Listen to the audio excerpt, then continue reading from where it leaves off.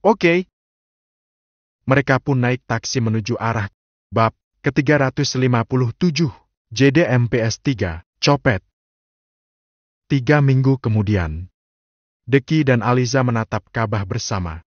Meski ini bukan kali pertama bagi Deki, tapi pengalaman yang dirasakan kali ini sangat berbeda. Sekarang ada Aliza di sisinya, tentu saja pengalaman spiritual kali ini lebih berkesan. Lain Deki, lain pula yang dirasakan oleh Aliza. Ini kali pertama dia berada di depan bangunan Ka'bah yang sangat dicintai oleh umat Muslim. Aku tepati janjiku dalam mimpimu untuk mengajakmu berhaji bersama, ucap Deki. Terima kasih, Bang. Rasanya aku seperti dejavu berada di depan Ka'bah. Disinilah dalam mimpiku aku berdiri dan memotret ke arah sana. Dan sekarang aku benar-benar berada di depan Ka'bah. Aku sangat bahagia sekali, ujar Aliza sembari menyeka air matanya. Aliza begitu terharu karena dia bisa diberikan kesempatan untuk bertandang ke tanah suci dan melihat Ka'bah secara langsung. Dan itu tidak semua orang mendapat panggilan ke sana jika Tuhan tidak menghendaki. Aku berdoa di depan Ka'bah. Semoga kita tidak pernah terpisahkan. Dan kita akan dikaruniai anak-anak yang soleh dan soleha, ucap Deki. Amin. Aliza meraup wajahnya. Sayang, aku belum bilang sesuatu sama kamu, ucap Deki. Bilang apa? Tanya Aliza. Kamu sangat cantik berhijab, jawab Deki yang membuat Aliza tersipu. Apa abang mau aku memakai hijab seperti Umi? Tanya Aliza. Lakukan jika hatimu ikhlas melakukannya. Karena aku tidak mau setelah kamu menutup auratmu, di kemudian hari kamu membukanya kembali. Jadi intinya lakukan demi kewajibanmu pada Tuhan, bukan karena manusia, jawab Deki. Aku mengerti, ucap Aliza. Ayo kita mulai beribadah, ucap Deki. Aliza mengangguk. Kedua sejoli itu mulai beribadah. Entah kenapa air mata Aliza tidak mau berhenti, karena terharu bisa berada di sana.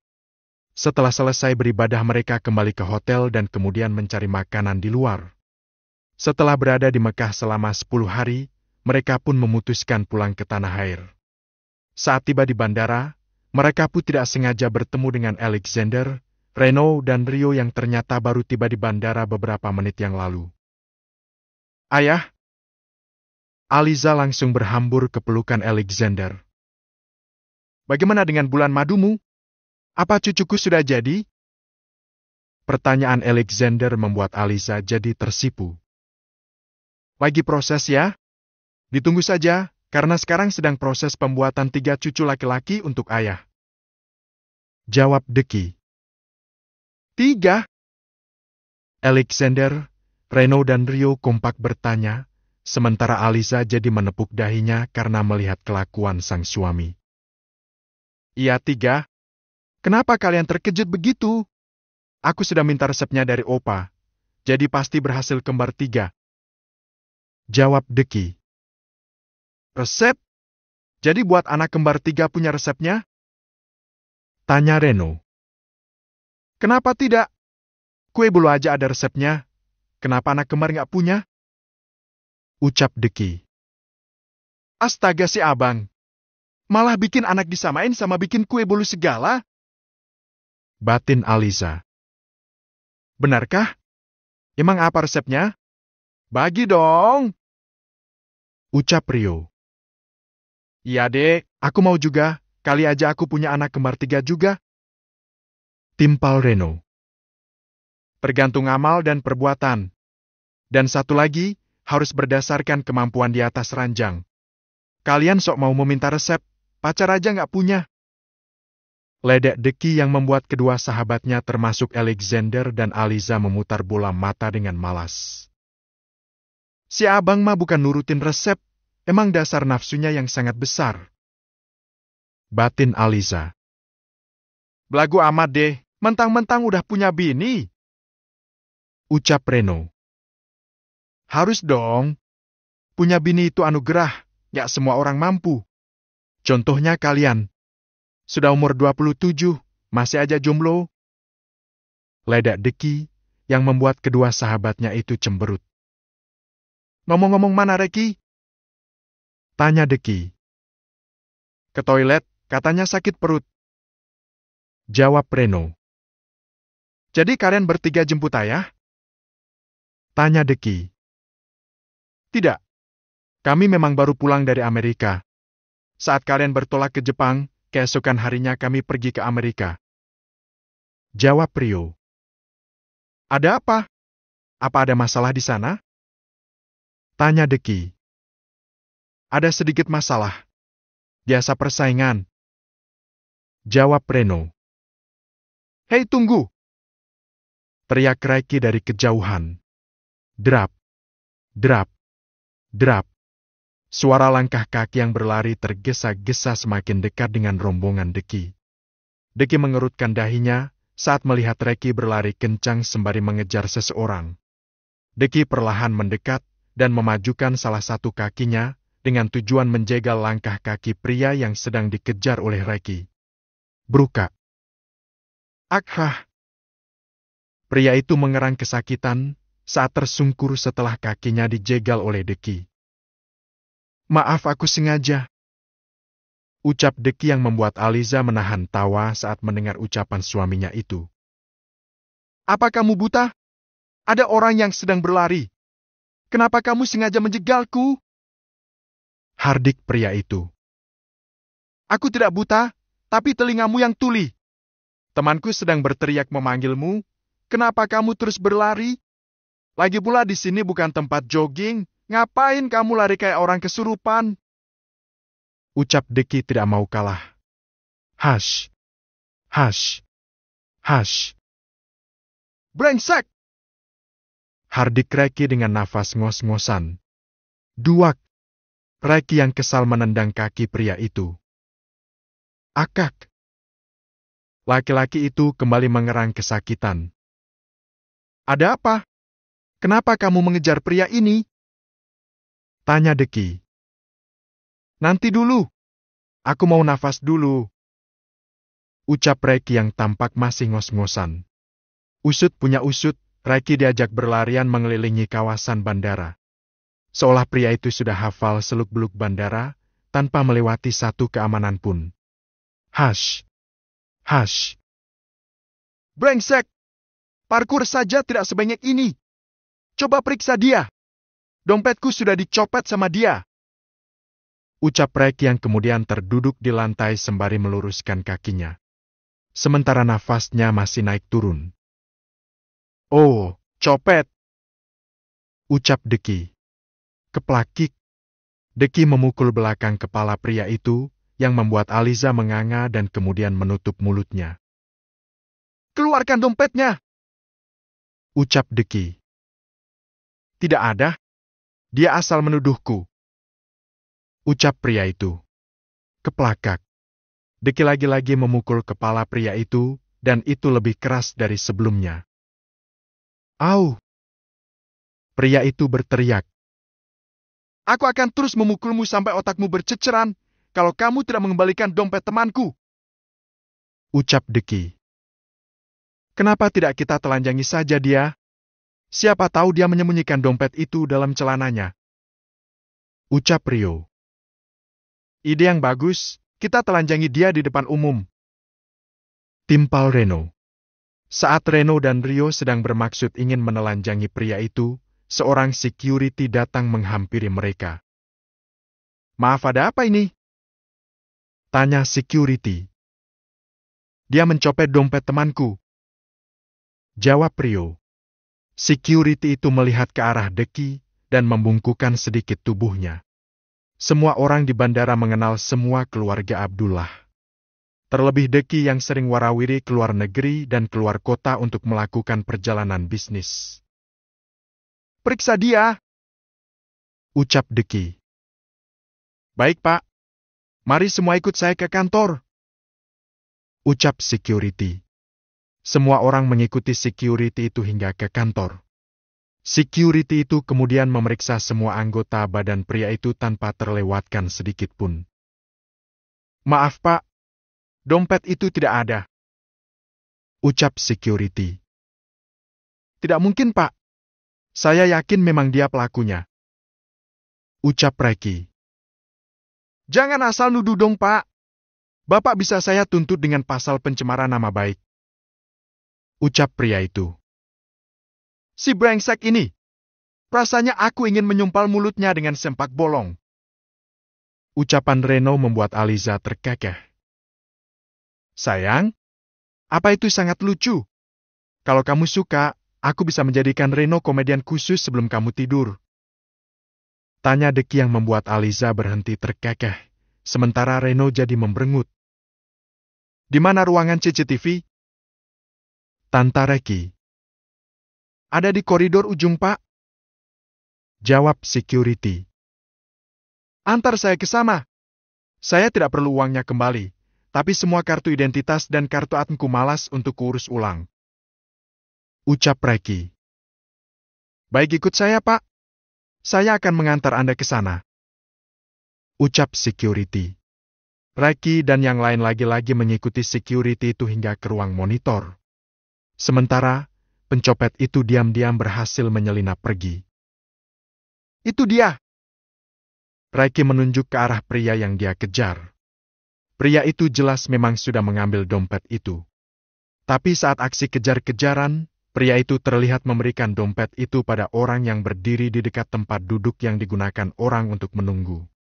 Kini fokus mereka beralih pada pria yang menerima dompet itu. Pria itu tampak membuka dompet itu dengan santai dan mengambil sesuatu dari dalam sana. Bukan lembaran uang, tapi sebuah kartu yang mereka tidak bisa melihat dengan jelas.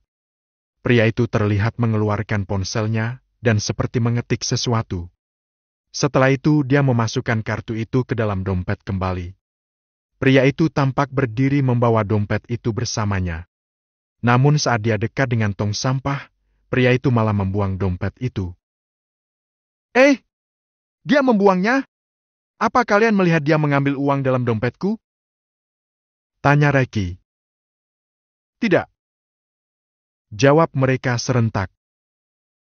Terima kasih, Pak. Karena sudah mengizinkan kami mengecek CCTV. Ucap Deki. Sama-sama, Tuan. Jawab security. Deki dan yang lainnya kemudian pergi untuk mengecek tong sampah tempat di mana pencopet itu membuangnya. Ada? Ucap Reki saat pria tampan itu berhasil menemukan dompetnya. Periksa. Barangkali ada yang hilang. Ucap Deki. Reki kemudian memeriksa semua kartu identitasnya dan ternyata tidak ada yang hilang. Aneh. Kenapa uangku masih utuh? Aku ingat betul uangnya cuma ada 700.000 karena aku memang gak sempat narik uang. Tapi kenapa tidak luang sedikit pun? Ucap Reki. Benarkah? Lalu apa yang diambil? Tanya Reno. Tidak ada. Semuanya lengkap. Jadi apa tujuan dia mencopet dompetku? Tanya Reki. Coba cek banking. Barangkali dia meretas kartu ATM-mu lewat cara tertentu. Ucap Deki. Harusnya kalau ada uang keluar, ponselku akan memberitahu. Tapi aku akan cek. Ucap Reki. Reki kemudian mengecek banking untuk mengetahui jumlah tabungannya. Tapi saldonya tidak berkurang sama sekali. Saldoku tidak berkurang. Dan saldo di ATM lainnya juga tidak berkurang. Lalu apa yang pria itu inginkan? Ucap Reki. Apapun itu, pasti tujuannya tidak baik. Berhati-hatilah, Re. Entah kenapa aku merasa ini ada hubungannya dengan kematian tunangan anak dari Xavier Exam. Tapi anehnya kenapa dia hanya menargetkanmu saja? Bukankah kita semua terlibat dalam pertarungan itu? Ujar Deki. Kalau begitu bisa jadi fitnah barang gelap itu juga ulah mereka. Ucap Rio. Bisa jadi. Kalau begitu, kalian harus selidiki dengan detail. Siapa pria yang sudah terbunuh itu? Ucap Deki.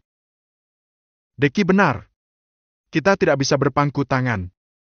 Takutnya mereka mengeksekusi kita secara diam-diam, dan kita mati konyol tanpa perlawanan. Ujar Reno. Jadi menurutmu apa yang sebaiknya kami lakukan? Tanya Reki. Sekarang kamu sudah bekerja sama dengan perusahaan yang Amar kelola di Kalimantan. Keluarga Xavier Exam sudah tidak memiliki kekuatan lagi seperti dulu. Kamu bisa temui Bara atau adiknya untuk mengetahui siapa orang itu. Kalau keluarga orang itu berpengaruh atau memiliki kekuatan, bisa saja dia melakukan ini semua. Sebab keluarga Exam tidak mungkin mau menikahkan putrinya dengan orang sembarangan. Jawab Deki. Benar juga. Kalau begitu, kita tidak boleh membuang banyak waktu. Besok kita harus berangkat ke Kalimantan untuk memastikan semuanya. Ucap Rio. Dan tempat paling aman untuk sementara bagi kalian adalah markas. Mereka tidak akan berani mendekati markas kalian tanpa persiapan. Jangan pergi sendiri-sendiri. Kalian harus tetap bersama kemanapun kalian pergi. Ucap Deki. Kenapa kami jadi seperti maling yang ketakutan? Ucap Rio. Kalian diam di markas, bukan berarti kalian pengecut. Sebelum kita menemukan pelakunya dan apa tujuannya, maka situasi belum aman. Yang ditakutkan mereka bukan hanya menyerang kalian saja, tapi dia akan menyerang keluarga kalian saat kalian pulang ke rumah. Ucapan Deki dicerna oleh teman-temannya. Benar juga. Kita tidak bisa membahayakan keluarga kita. Akan lebih baik kita tetap di markas saat selesai beraktivitas. Ujar Rio. Ya sudah, ayo kita pulang ke markas kalau begitu. Ucap Reki. Oke. Jawab Reno. Kalau begitu kita berpisah di sini saja. Terima kasih karena sudah membantu ayah. Ucap Deki. Tidak. Ayah ikut mereka saja, sampai ayah membeli rumah baru nanti. Ucap Alexander. Kok gitu? Ayah tidak perlu membeli rumah. Ayah akan tinggal bersama kami. Ya sudah, kalau ayah mau tinggal di markas Reki untuk sementara waktu. Besok aku dan Aliza akan membeli rumah buat kita tinggali bersama.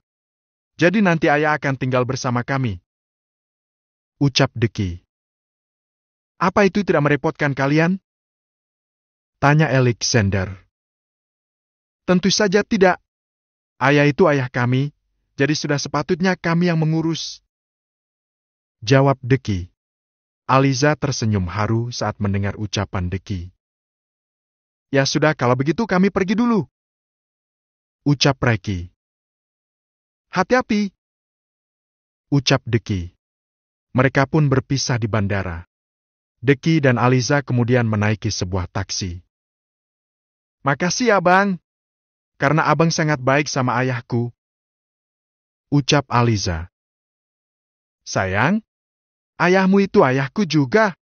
Sebelum bertemu denganmu lagi, aku memang sudah akrab dengannya. Ujar Deki. Pokoknya terima kasih. Ucap Aliza sembari masuk dalam pelukan Deki. Sama-sama. Ucap Deki sembari mengusap-usap wajah Aliza. Sementara itu di tempat berbeda, anak buah Coki sedang memberi laporan pada bosnya itu. Apa yang kamu dapatkan? Tanya Coki. Namanya Muhammad Reki Hawiranata, usia 27 tahun. Status lajang, alamat rumah di Jalan Merpati nomor 126. Itu yang kami dapatkan. Setelah melihat kartu identitasnya. Bagus. Lanjutkan penyelidikan. Aku ingin tahu siapa saja keluarga yang berada di dalam rumahnya itu. Biar aku yang akan pikirkan apa yang akan kita lakukan selanjutnya. Ucap Coki. Baik, bos. Coki memberi koda dengan tangannya agar anak buahnya itu pergi. Ciko, sebentar lagi kamu tidak akan sendirian lagi. Kalau nanti kamu bertemu dengannya di akhirat nanti, kamu bisa menghajarnya hingga dia mati 2 kali. Gumam Coki dengan segala kekonyolannya. Pria tampan itu kemudian memberikan seringai yang mengerikan.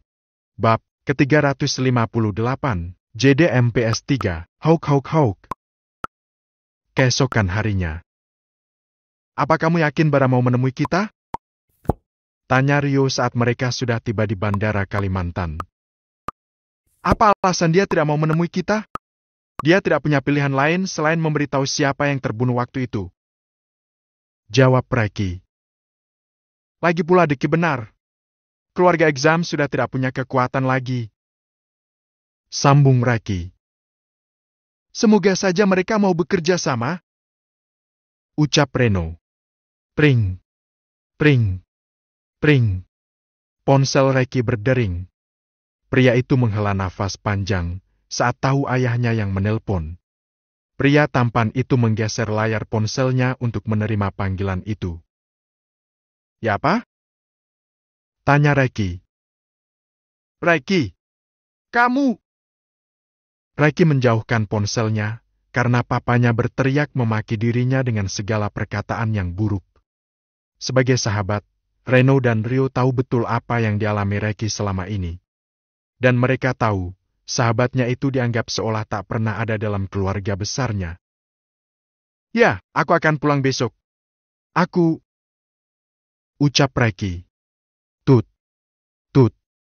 Tut. Papa Reki mengakhiri panggilan itu begitu saja, tanpa sempat Reki menjelaskan diri. Reki terlihat menghela nafas panjang, dan kemudian menoleh ke arah kedua sahabatnya. Ada apa? Tanya Ryu sembari mengangkat alisnya. Pernikahan Kak Eren dipercepat jadi minggu depan. Papa marah-marah karena aku tidak pulang ke rumah. Jawab Reki. Apa Kak Eren tidak pernah menelponmu? Tanya Reno. Tidak. Jawab Reki. Aneh sekali. Padahal Kak Eren sangat dekat sama kamu.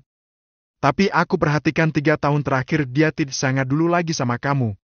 Apa kalian bertengkar? Tanya Ryu. Tidak sama sekali. Mungkin karena Kak Eren sibuk dengan perusahaan. Lagi pula kalian tahu sendiri, dunia kita dan dunia Kak Eren sangat jauh berbeda. Sangat jelas kita bakal jadi jarang ketemu. Jawab Reki.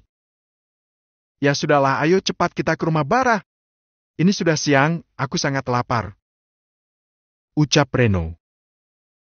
Kalau begitu kita cari makan siang dulu, biar enak bertamunya. Ucap Reki. Kita cari yang dekat dari rumah Bara aja. Jadi nggak terlalu jauh kalau mau ke sana lagi. Ucap Reno. Oke.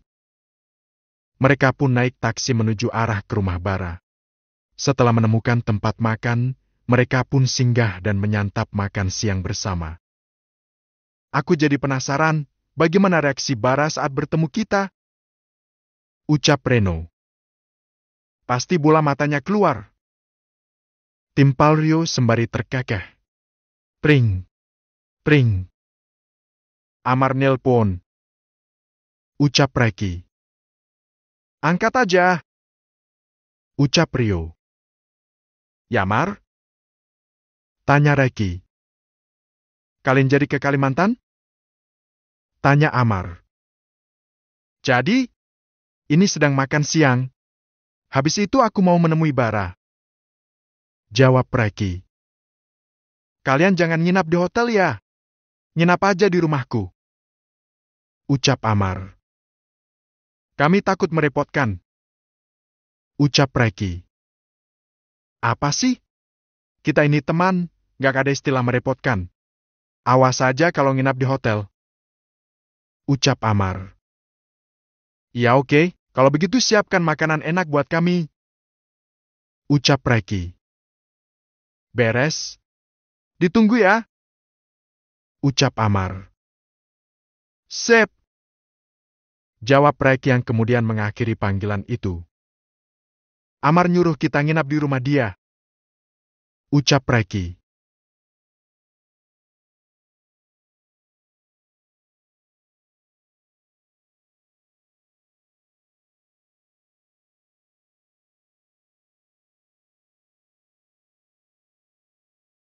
Boleh juga. Sekalian kamu bisa bahas bisnis kalian. Ucap Rio. Iya. Ya udah habiskan makanan kalian. Biar kita nggak kesorean nantinya. Ujar Reki. Setelah selesai makan siang, ketiga pria tampan itu pun segera pergi ke rumah Bara.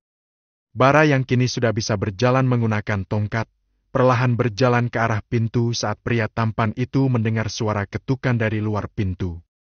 Ceklek. Bara mengerutkan dahinya, karena dia sempat lupa siapa tiga orang yang berada di hadapannya. Namun saat dia mengingat wajah Reki, Bara mendadak panik dan bergegas ingin menutup pintu. "Bara, tunggu! Kami ingin bicara sama kamu," ucap Reki sembari mendorong pintu. Aksi dorong-dorongan tak bisa dihindarkan lagi. Karena Bara sendirian, tentu saja tidak kuat melawan tiga pria kuat di depannya. Ditambah lagi kondisi kakinya belum sembuh total saat ini. "Mau apa kalian kemari? Kami sudah tidak punya apa-apa lagi," tanya Bara. "Kami tidak mau apapun dari kamu. Kami cuma mau menanyakan sesuatu yang penting," jawab Reki. Bara menatap ketiga pria di depannya satu persatu. Sesaat kemudian dia membuka pintu dengan lebar. "Bara, siapa yang datang?" tanya ibu Bara dari arah dapur. "Teman-temanku, Ma," jawab Bara setengah berteriak. "Apa yang mau kalian tanyakan? Cepatlah pergi dari sini setelah selesai. Papaku lagi sakit. Aku nggak mau dia melihat kalian yang terlibat dalam insiden itu," tanya Bara. "Aku mau menanyakan tentang pria yang meninggal saat insiden itu. Siapa dia? Maksudku dari keluarga mana dia?" tanya Reki. Mendengar pertanyaan Reki, Bara jadi terkekeh. "Sepertinya kamu sedang ketakutan saat ini. Aku yakin keluarga bocah itu sudah mulai bergerak membalaskan dendam anggota keluarganya yang sudah kamu lenyapkan," ucap Bara. "Jadi kamu tahu apa yang sudah dilakukannya akhir-akhir ini? Katakan padaku, dari keluarga mana dia?"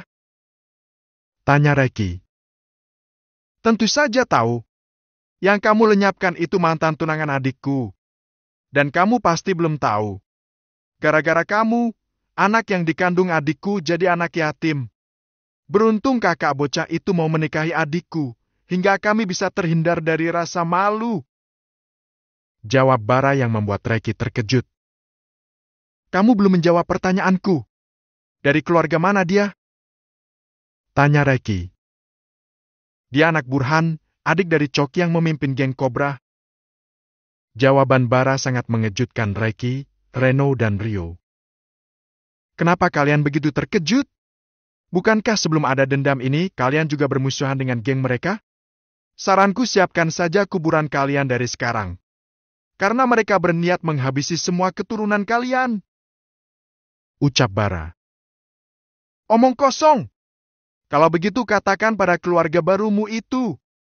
Kalau berani jangan menyerang dari belakang. Hadapilah kami dari depan," ucap Reki. "Tunggu saja hari kehancuran kalian. Bagaimana kalian dan keluarga Abdullah menghancurkan keluargaku, begitu juga kami akan menghancurkan keluarga kalian. Tunggu sampai kaki dan tanganku sembuh total, aku pasti akan membalas kalian semua," ucap Bara. "Tidak masalah, asal jangan melakukan tindakan pengecut," ujar Reki. "Ini teman dari mana? Kok Mama tidak pernah lihat?" Ibu Bara tampak keluar dengan membawa 3 gelas teh. "Rekan bisnisku yang ada di luar kota," jawab Bara. "Ayo diminum. Maaf, cuma ada teh hangat." Wanita parubaya itu tampak tersenyum. "Terima kasih, Tante. Maaf sudah merepotkan," ucap Reki dengan ramah. "Ayo diminum." "Makasih, Tante," ucap Reki yang langsung meraih tangkai cangkir teh. Setelah selesai berbasa-basi, mereka pun berpamitan pulang. Mereka langsung pergi ke rumah Amar untuk berdiskusi di sana. "Jadi yang terbunuh itu adik dari Coki anak si Burhan? Kok bisa kebetulan gini ya?" tanya Amar. "Takdir," jawab Rio sembari menyendok es buah segar ke dalam mulutnya. "Sepertinya kita memang ditakdirkan jadi musuh bebuyutan dengan keluarga itu. Sejak dulu cemburu akan kekuasaan bawah tanah belum juga kelar. Sekarang malah ditambah dendam atas kematian keluarganya. Ucap Amar. Yang aku khawatirkan cuma satu. Aku tidak masalah kalau dia dendam padaku, asal jangan pada keluargaku yang tidak tahu apa-apa. Ucap Reki. Semoga saja itu tidak terjadi. Coba nanti kamu bicara dengan Deki. Barangkali dia punya solusi untuk masalah ini. Kalau bisa berdamai saja, asal jangan saling ganggu wilayah masing-masing. Ucap Amar. Aku juga berharapnya gitu. Tapi mereka itu manusia serakah. Kalau langit sama bumi bisa mereka telan, sudah pasti akan raib semua. Ucap Reki. Ya sudahlah, ini sudah sore. Kalian mandi dan beristirahat. Nanti kita akan makan malam bersama. Ucap Amar. Iya, aku juga ngerasa capek banget. Ucap Reki. Houk, houk, houk. Bang, abang kenapa? Tanya Alisa saat mendengar Deki muntah-muntah dalam kamar mandi. Saya Anggi. Teriak Deki dengan lemah. Aliza yang panik langsung bergegas masuk ke dalam kamar mandi. Abang kenapa? Tanya Aliza panik. Terlebih saat melihat Deki sudah duduk di lantai dengan lemas. Aku nggak tahu. Rasanya ini sangat lemas sekali. Sepertinya aku masuk angin. Jawab Deki.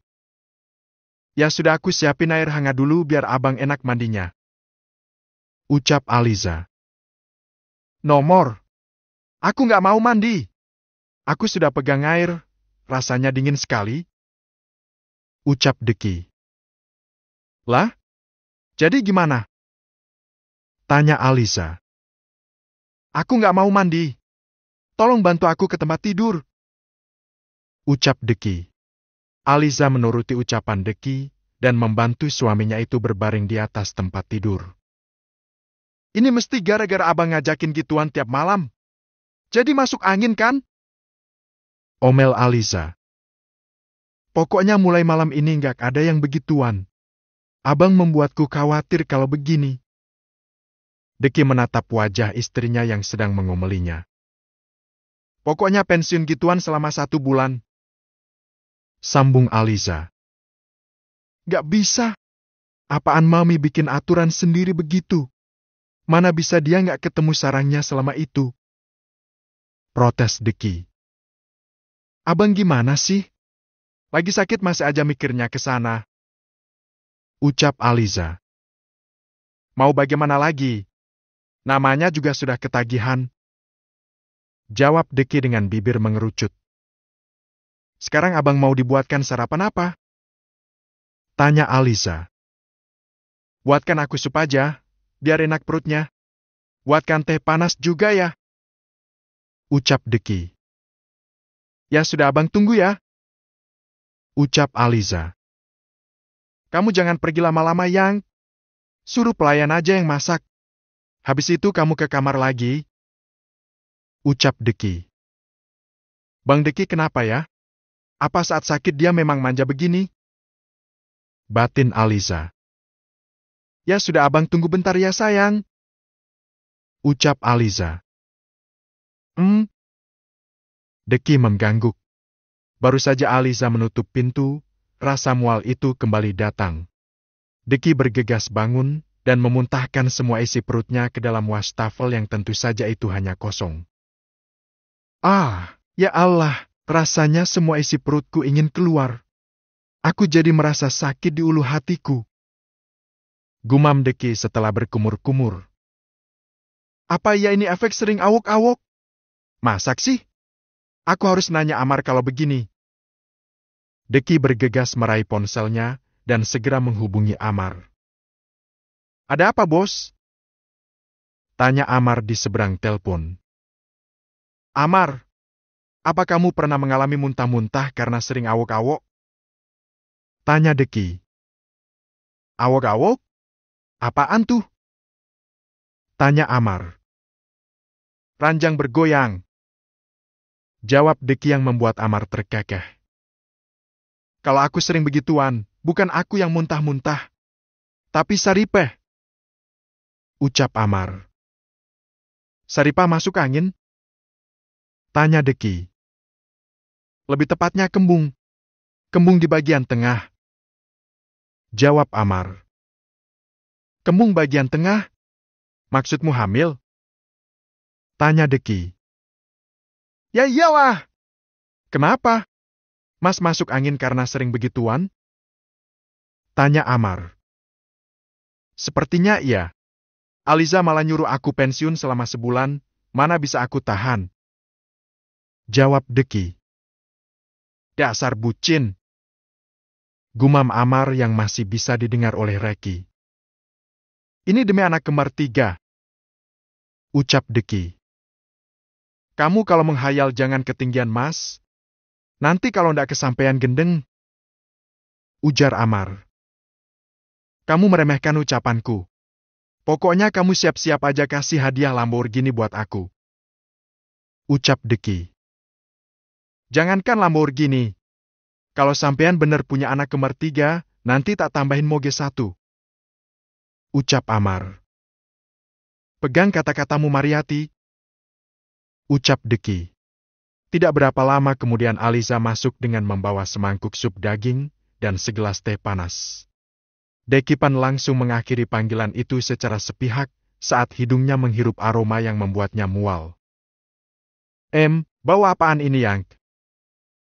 Tanya Deki sembari menutup hidung. Ini sup daging kesukaan kamu bang. Jawab Aliza sembari meletakkannya di atas meja. Nomor. Ini baunya bikin aku mual. Tolong bawa ke. Hawek. Hawek. Hawek. Deki lagi-lagi mual muntah, yang membuat Aliza bergegas membawa makanan itu keluar dan hanya meninggalkan teh di atas meja. Apa itu nak? Tanya Kanza saat melihat menantunya itu membawa sebuah nampan berisi daging. Nggak tahu nih Mi, tadi Bang Deki mual muntah. Terus Mina dibuatin sup. Pas aku bawain malah suruh bawa keluar. Katanya baunya nggak enak. Jawab Aliza. Abang sakit? Tanya Kanza. Sepertinya iya. Dia sampai muntah lemas gitu, Mi. Jawab Aliza. Ya sudah kamu bawa itu turun saja. Biar Umi mau lihat keadaan abang dulu. Ucap Kanza. Aliza pun turun ke bawah, sementara Kanza masuk ke dalam kamar anaknya. Abang sakit? Tanya Kanza. Umi. Perut abang gak enak banget, Mi. Jawab Deki. Kemarin kamu makan apa? Kok bisa las bangun jadi begini? Tanya Kanza. Makan apa? Ya makan yang ada di meja makan kita semalam. Abang gak kuat rasanya, Mi. Rasanya isi perutku keluar semua. Ucap Deki. Biar aku panggil dadimu. Kita harus pergi ke rumah sakit. Ucap Kanza. Aku setuju, Mi. Timpal Aliza dari belakang. Nggak mau ah. Nanti suruh opnam lagi. Mi buatin asinan, Mi. Abang pengen makan asinan buah. Ucapan Deki membuat Kanza jadi menoleh ke arah Aliza. Pasalnya Kanza jadi curiga melihat perilaku putranya itu.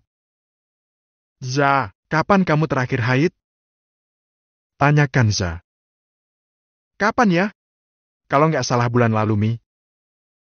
Jawab Aliza. Bulan ini belum? Tanya Kanza. Belum. Jawab Aliza singkat. Jadi bulan ini belum sama sekali. Apa kamu ingat tanggal terakhir haid?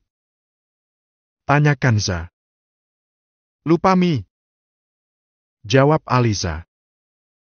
Bisa jadi kamu mengandung, tapi yang ngida malah Bang Deki. Ucap Kanza. Apa? Aliza kompak terkejut bersama Deki. Untuk memastikan itu, ayo kita ke rumah sakit. Ucap Kanza. Ayo, Mi. Deki tiba-tiba bangkit dari tempat tidur dan bergegas ganti pakaian. Sementara Aliza dan Kanza jadi senyum-senyum sendiri saat melihat antusias di mata Deki. Kembar 3, Kembar 3. Gumam Deki sembari mengancingkan celananya. Umi akan panggil Dedi dulu. Biar kita pergi berempat saja. Ucap Kanza. Mi teleponin Zaki. Suruh dia menyiapkan dokter kandungan terbaik di Abdullah. Ucap Deki. Iya. Jawab Kanza. Deki, Aliza, Kanza dan Rifki pun kemudian pergi ke rumah sakit Abdullah. Deki sudah tidak sabar ingin mendengar berita gembira dari perut istrinya itu. Bab ke-359, JDMPS 3, positif.